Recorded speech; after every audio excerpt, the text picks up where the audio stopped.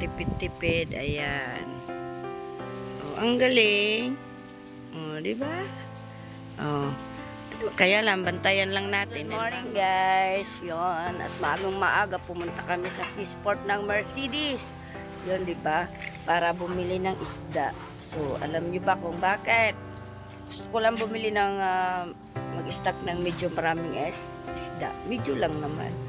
Sa halagang 1.5 sari-saring isda, ano? So, kasi gagawa ako ng daing. Yun, daing. Ang tawagin sa binuwat, bulad sa Bisaya. Dahil pagpunta ni Papa Edge ay ipatitikim natin ang ginawa nating daing. So, let's go! So, ayan guys, dito na yung isda. Ang gawin natin ito ay hatiin natin. Ganito. Ganito guys. Diba? Lilit. Ganito sa amin. Pag gusto mong pagdagsa yung mga isda, ginagawa namin mga daing. Bulad ko ga. Ayan eh. Nahati natin, minamarter natin yung isda. Kita? Oh. Diba? Marami na akong magawa dito. Ito yun. Ang isda. Ayan. Ang ulam. Ginawa nating daing. Ito lang yung katapat to, suka. Babad natin sa asin. Asin yan. Binabad ko. At kunting suka. Ito lang ito. So, naisip ko lang na gumawa ng hindi naman karamihang daing para may pang baga appetizer. Kaya kaninang umaga gumising kami alas 5 kasi pumunta kami sa Mercedes ni GP. Bumili kami ng isda, sari-saring isda po ito. 5 klase. 6. Saka yun, Bibi, di ba? Bibi, pakita mo. Yung ano natin. Guys, yan, ulam. pagkatapos namin mag-vlog ni Papa Edge, maya, vlog kasi kami ngayon. Motor lang daw kami. At sakay lang siya sa akin at sira ang motor niya. Yan, ang laki. Iihawin namin yun. Iihawin. Rata yan. Guys. Yan guys, magbuwad kami para kay Papa Edge. Ayan o. Diba? Ito, ihawin namin o. Laki.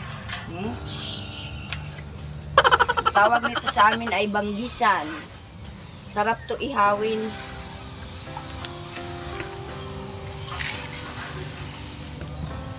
May isda ito tayo. Ganito talaga, basta sigurado, mga business na isda. Ano isda? Pero pera. Pera ang ganito. Kita nyo, dito pa. Kaya lang, langganan natin. Wala na, sira-sira na. Yan, isda pa yan. Ito naman, buraw-buraw. Isdang bato, yun. Yun ang mga isda natin. Kasi nag-stock kami ng mga isda dahil syempre malayo dito. At pag may bulan na, nagmahalan naman ang isda. Ngayon medyo mura. Kaya pabili tayo ng medyo marami-rami.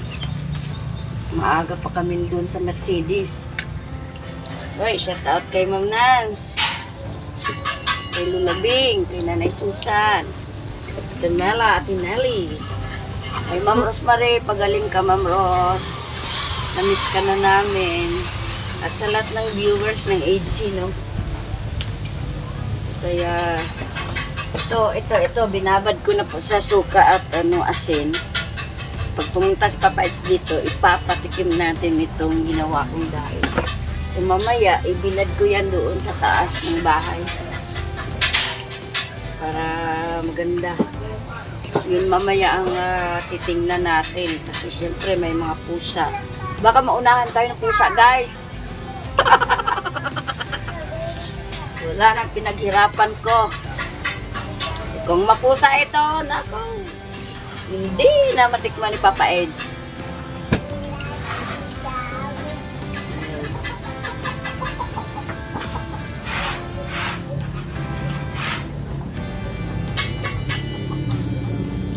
Sari-sari po to. May mga ganito. Sa bato. May tulingan. May, di ko alam kung anong tawag nito dito. Corsillas ba? Saka may tambal. May buraw-buraw. Anim na klase po itong listang binili ko. Ganito po kasi ako pag mamalingki. Kailangan mag-stock ng ulam. Lalo na dito, medyo malayo-layo sa pamilihan. Mayroon naman dyan malapit pero napakamahal. So, mas maganda talaga yung bumili ka doon sa Peaceport at nakakatipid. Ito lahat guys, ito. 1.5 lang ito. Ayan o. Marami ito. 1.5. Sa halagang 1,500. Maraming isda.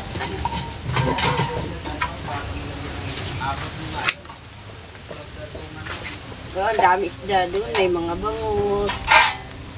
Pero ayaw kasi ni JP ng bangus dahil ayaw niyang kumain. Sana may bangus.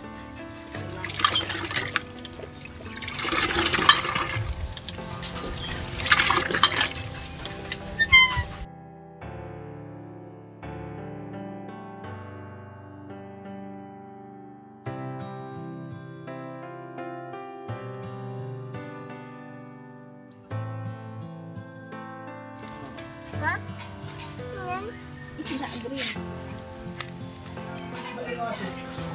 So, ayan na. Ito na yung nilinisan natin na isda. O, diba? Isang baldi. Isang baldi po ito. Tuwing isang sobot, isang kainan. So, dinidivide na natin. So, ganyan ako mag-budgeting. Diba? Siyempre, marami kami. Maraming mga alaga sa Chipoy. Kaya, budgeting guys. Balot-balot na.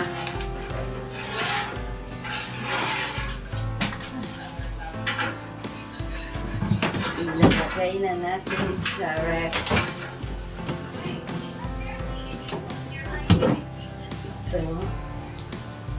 Frozen na po. Ito po natin ang frozen.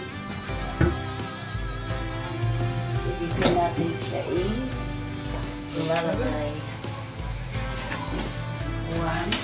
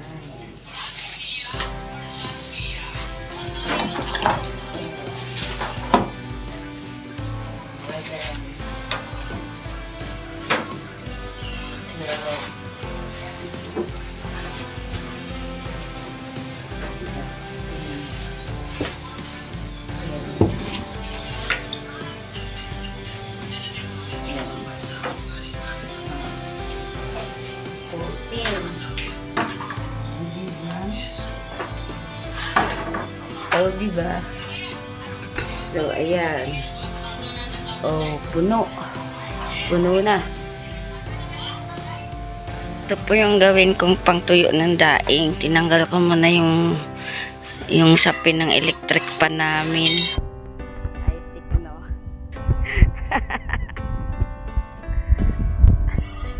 Kaya ikaw magawa ng Parang 4 na ganyan, tapos lagyan mo rin ng ano, yung sasabitan. Parang hook. Ayan na guys. Sarap kasi yan daing, lalo ano, yung hindi masyadong tuyong-tuyo. Sausaw sa ginamos. Yan ang purpose. Kaya pagpunta dito ni Papa Eds, patikim si Papa Eds nito. At ginawa ko to dahil ipatikim ko kay Papa Eds daing. Sigurado magustuhan niya to guys. Ano guys, yung kaninang pinakita namin ni Jipoy, Banggisan, ito talagang ano guys, sarap yan, diba? Parang ano, mataba pero mataba talaga yan. Ulam po namin ngayon. Yan mo na, at pagsamantala lang naman yan.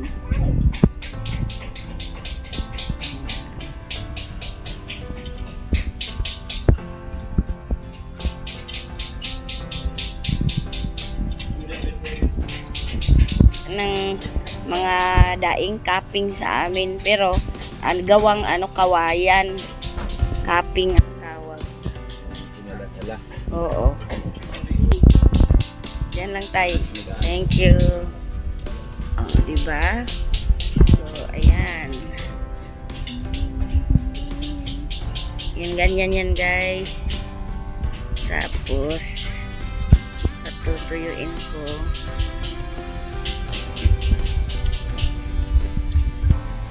Diba?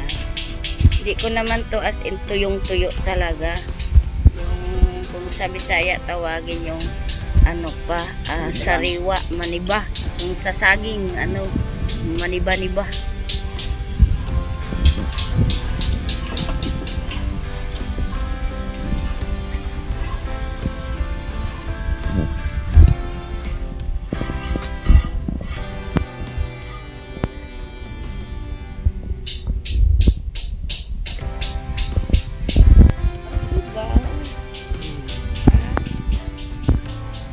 Yan.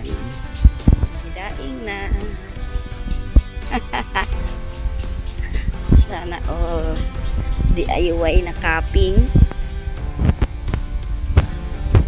Ayan.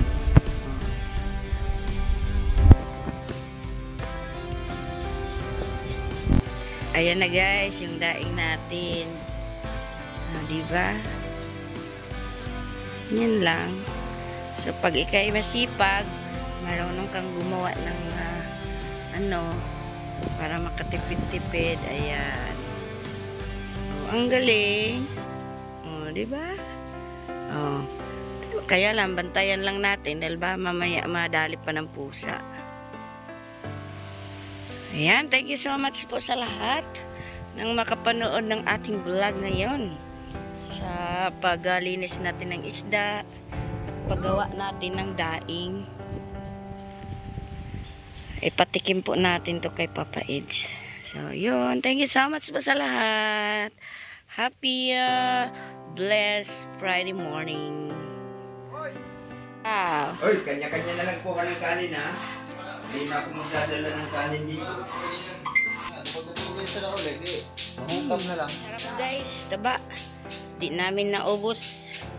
Ayan oh. Yung kabaak niyan, mamaya naman pananghalian. Grabe, sarap. Presko, ang taba. Yummy. Takpan natin ng dahon para walang langaw.